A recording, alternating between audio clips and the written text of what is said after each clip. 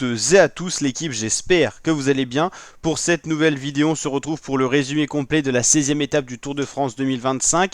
L'étape du Mont Ventoux, le Mont Chauve, en montée sèche aujourd'hui, tout simplement parce qu'il y a une seule montée au programme, pas d'échauffement avant. Une étape en fait de plaine avec un col au final, donc c'est quand même une étape de montagne. Départ Montpellier, arrivée au Mont Ventoux, mais on va dire aucune bosse, quasiment aucun dénivelé positif avant d'attaquer le Mont Ventoux avec voilà le pied du col qui se situe un petit peu avant le Bédouin et le passage mythique au chalet Reinhardt. Donc un profil assez plat au début pour dessiner l'échappée et c'est parti pour cette 16e étape vers le Mont Ventoux, départ de la course officiellement donné.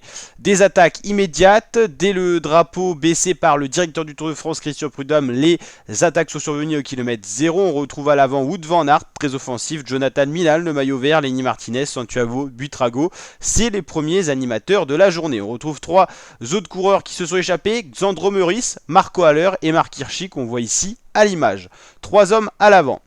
Il reste un maximum de 320 points marqués jusqu'à Paris par un seul coureur sur un total de 1834 points au classement par points, donc pour le maillot vert. Aujourd'hui, 30 points seront distribués à l'arrivée alors que Tadej Pogacar compte 28 points de retard sur Milan. Donc c'est pour ça qu'on retrouve Milan à l'avant.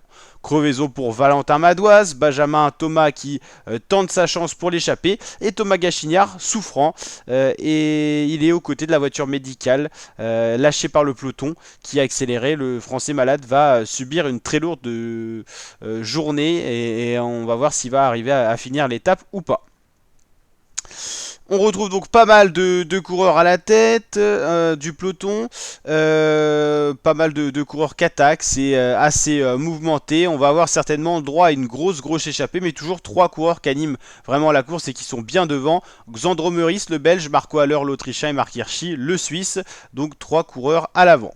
Les trois coureurs ont désormais 1 minute 46 d'avance sur le peloton. D'autres coureurs essayent d'attaquer. Thomas Gachignard est de nouveau distancé, on l'a dit, il est malade, il est souffrant. Voilà, ça a du mal à se détacher. 24 coureurs cette fois sont en tête. On retrouve parmi eux Ben Illy, encore classé au général dans le top 10, Henrik Mas, Gregor Mühlberger, Xandro Meurice, Van Wilder, Kampenhardt, Soler, Skun Charamburu, Hirschi, Trentin, Kosciu, donc pas mal de coureurs. Alaphilippe qui passe à l'attaque également, Milan et Grimaille qui sortent du peloton un peu pour la bataille au maillot vert, même si Grimaille est encore très loin. Voilà, ça attaque de partout. Voilà, ça fait vraiment beaucoup d'attaques successives et on va voir un gros groupe se dessiner petit à petit à l'avant. On va avoir un groupe de 30 coureurs, parmi eux on retrouve notamment pour les Français Julien Alaphilippe, Ewen Kosciu, Valentin Parais-Pinte, Ben Illy aussi qui est bien classé au général et Henrik Mas ou encore Timen Arensman pour les principaux grimpeurs. Cette échappée à 30-35 coureurs va pas trop s'entendre et donc on va avoir quelques coureurs qui vont s'isoler à l'avant. Parmi eux on retrouve Jonas Abrahamsen qui a déjà gagné une étape et souvent à l'attaque, Simone Velasco l'italien, Matteo Trentin pour la Tudor, Timen Arensman on l'a cité pour la Ineos, Henrik Mas, Julien Alaphilippe, Fred White ou encore Pascal Escorn. En fait on a ces 8 coureurs là qui vont être à l'avant. Et on a un groupe de poursuivants avec Drisner, Neylands, Haller, Brent Van Moer, Aramburu, Sivakov, Buitrago. Donc en fait on a 7 hommes qui sont en tête et les poursuivants et ensuite le peloton. Donc 7 hommes en tête. En fait Pascal Encorn va se relever pour attendre... Non, c'est Fred Wright qui va se relever pour les Bahreïn qui va attendre les autres coureurs derrière parce que dans les poursuivants il a quand même Buitrago et donc ce groupe de 7 va quand même avoir une belle avance sur les poursuivants, une 30 et 6 minutes sur le peloton des gros favoris. Parmi ce peloton on retrouve Pogacar, Vingegaard, Vauquelin, tout le monde est là-dedans. Voilà, là c'est les souvenirs de 2016 où Chris Froome était à pied dans le Mont Ventoux. C'est les images qui ont marqué le Mont Ventoux ces dernières années. Crevaison pour Fred White.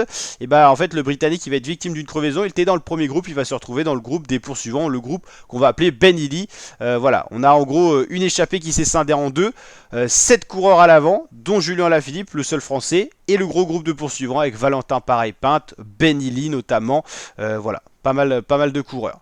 Et le peloton. On arrive à Bédouin. Donc là, c'est la route qui va commencer à s'incliner, à s'élever. Matteo Trentin, qui était dans le groupe de tête, s'est sacrifié pour Julien Alaphilippe. Il a vite disparu. dès les premières pentes. Et c'est Thymen Arensman qui est distancé aussi, ça c'est surprenant dans le groupe de tête. Donc dans ce groupe de tête, on retrouve notamment Julien Alaphilippe, Enric Mas, Simone Velasco. Arensman va recoller, on a donc 4 hommes en tête dans le début du Mont Ventoux. Thymen Arensman, Enric Mas, Julien Alaphilippe et Simone Velasco. 4 coureurs en tête et derrière le groupe Benilli qui commence petit à petit à s'écrémer mais pas d'attaque alors que ça s'attaque beaucoup dans le groupe Julien Alaphilippe.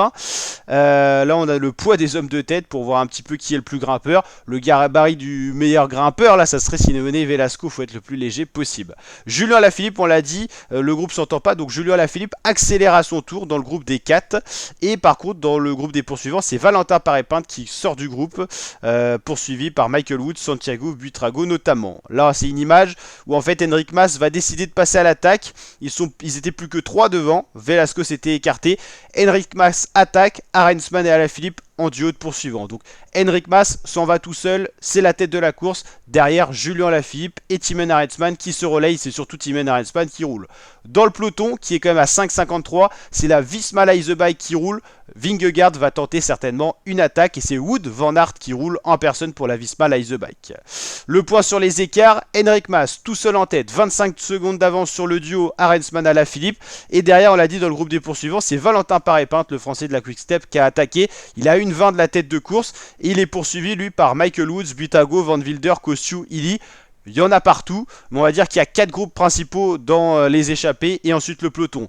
Mas tout seul, Arensman Alaphilippe, Paré-Pinte et le groupe Benilli qu'on va nommer comme ça avec 5 coureurs qui ont l'air assez costauds.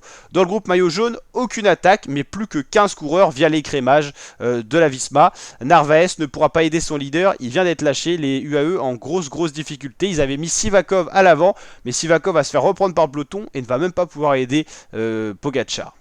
La composition du groupe maillot jaune, Adam Yates pour les UAE, Pogačar, Kuss, Simon Yates, Vingegaard, Lipovic, Hanley, Vauquelin, Roglic, Johansson, Rodriguez, ça fait pas grand monde. Benilli qui accélère dans son groupe, du coup, l'Irlandais accompagné de Buitrago et Paré-Pinte a lâché Michael Woods. En fait, le groupe Illy est revenu sur Valentin Paré-Pinte et Michael Woods est donc distancé. C'est toujours Enric Mas qui est tout seul et Alaphilippe, lui, va s'accrocher au groupe Arensman, mais il va être repris par le groupe Benilli. Donc, on va retrouver voilà ce groupe de poursuivants derrière Enric Mas. Arensman, Alaphilippe, repris par le groupe Benilli. Ça se simplifie un petit peu, on va dire, pour la course. Benilli va attaquer également et Arensman va être distancé directement, tout comme Julien Alaphilippe. Et dans le peloton, première attaque de Carlos Rodriguez. Pourquoi il sent sa place menacée. On a Bellini à l'avant avec plus de 4 minutes d'avance sur le groupe maillot jaune. Donc Carlos Rodriguez est en train de perdre sa 9ème place au général. Et c'est Jonas Vingegaard qui va attaquer pour lancer les hostilités parmi le groupe des favoris. Lipovic n'a pas pu suivre les leaders, mais Roglic essaye lui de suivre l'attaque de Vingegaard. Vingegaard avec dans sa roue collé Pogačar, mais Vingegaard qui tente. Il va retrouver dans un premier temps Tish Benoît qui va mettre un gros relais, puis Victor Kampenhardt. Ils étaient dans l'échappée matinale, ils servent de point relais, mais malgré les différentes attaques, Vingegaard ne lâche pas Pogačar. Même les relais de ses équipiers ne font rien. À l'avant, c'est surprenant, mais Enric Mas va se faire reprendre par Benilli et Valentin Paré-Pinte à 4 km du sommet. Le duo Benilli-Valentin Paré-Pinte reprennent Enric Mas. On a donc un trio à l'avant et toujours derrière les poursuivants. Et c'est vrai que le groupe maillot jaune se rapproche à 2 minutes 30. Vingegaard-Pogačar. Là voilà 2,25. Accélération à nouveau de Benilli qui va pas s'arrêter à l'avant et ça va lâcher Enric Mas, mais Valentin Paré-Pinte va s'accrocher et Vingegaard continue d'accélérer. Le groupe maillot jaune se rapproche à 2 minutes 20 de la tête de course. Paré-Pinte va attaquer, derrière les favoris se rapprochent, ça va se regarder beaucoup entre Bellini et Valentin Paré-Pinte. Du coup Enric Mas, Buitrago qui était moins fort à la pédale vont revenir à la force, au mental. Pogačar attaque, Vingegaard compte, ça s'attaque de partout, mais on va avoir 2 courses dans la course pour la victoire d'étape. Voilà, les gars de devant, ils sont 4, ils ont 45 secondes d'avance sur le groupe Vingegaard-Pogačar, donc ça va le faire. Ça va se jouer entre Santiago Buitrago, Valentin Paré-Pinte, Benilli et Enric Mas. Ils sont 4, les plus en forme c'est Paré-Pinte, Illy, et ça va pas louper. Benilli va attaquer pour lancer le sprint, suivi de Valentin Paré-Pinte, les autres vont pas pouvoir suivre, et Valentin Valentin Paré-Pinte au sprint va être le plus fort. Il offre la première victoire française à ce Tour de France 2025. Victoire de Valentin Paré-Pinte juste devant Ben Illy. C'était, on l'a senti à plusieurs reprises, les deux plus forts de l'échappée. Fallait pas se faire piéger. Et c'est donc Valentin Paré-Pinte qui s'impose au terme de cette étape 16. Jour de gloire pour Valentin Paré-Pinte et pour la Quick Step qui a perdu quand même Evenepoel sur abandon. Donc Valentin Paré-Pinte s'impose devant Ben Illy et devant Santiago Buitrago. On va aller voir les classements complets. Première victoire française, on l'a dit, et première victoire également pour ce Tour de France 2025 pour Valentin Paré-Pinte qui remporte sa première étape sur un Tour de France d'ailleurs. Soudal Quick-Step, ils ont déjà gagné avec Remco Evenepoel sur le contre-la-montre d'ailleurs. Donc Paré-Pinte s'impose devant Ben Illy qui a déjà gagné une étape sur ce Tour. Santiago Buitrago fait 3. Ilan Van Wilder, escapé de l'échappée, a vraiment apporté son soutien dans le final à Valentin Paré-Pinte. Et ensuite on retrouve le groupe des favoris. Pogacar, Vingegaard, Enric Mas qui a totalement craqué dans le final et qui était pourtant un bon moment du Mont Ventoux tout seul en tête. Il y a certainement cru à la victoire, mais voilà, ce Mont Ventoux est long.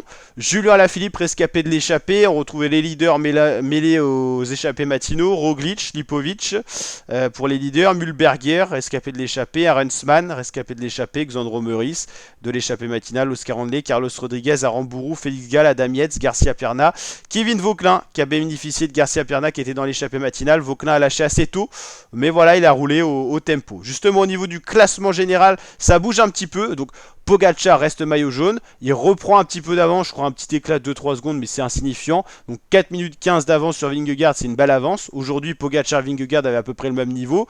Lipovic, 3ème. Oscar Onley, 4ème. Primoz Roglic grappille une place. Il prend la place de Vauquelin.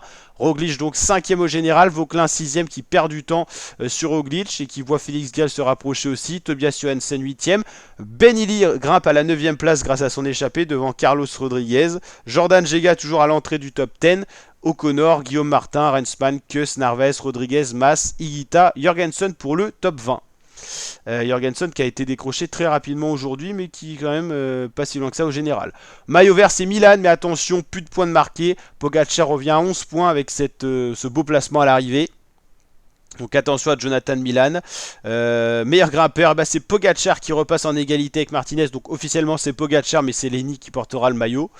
Voilà, c'est le plus gros danger pour Lenny Martinez. Meilleur jeune Lipovic. C'est serré avec Oscar Onley et Kevin Vauquelin est encore dans le classement. Et meilleure équipe, la Visma devant la UAE. Donc voilà, demain on se retrouve bien sûr pour la prochaine étape. On la présentera dès ce soir en format complet. Ça sera une étape totalement différente du Mont Ventoux. Ça sera la 17ème étape. Et Jonathan Milan se devra de prendre le maximum de points, que ce soit au sprint intermédiaire ou au sprint à Valence, pour essayer de conserver ce maillot vert jusqu'à Paris-Champs-Élysées. Allez, je vous dis à très bientôt pour de prochaines vidéos l'équipe. Ciao, ciao.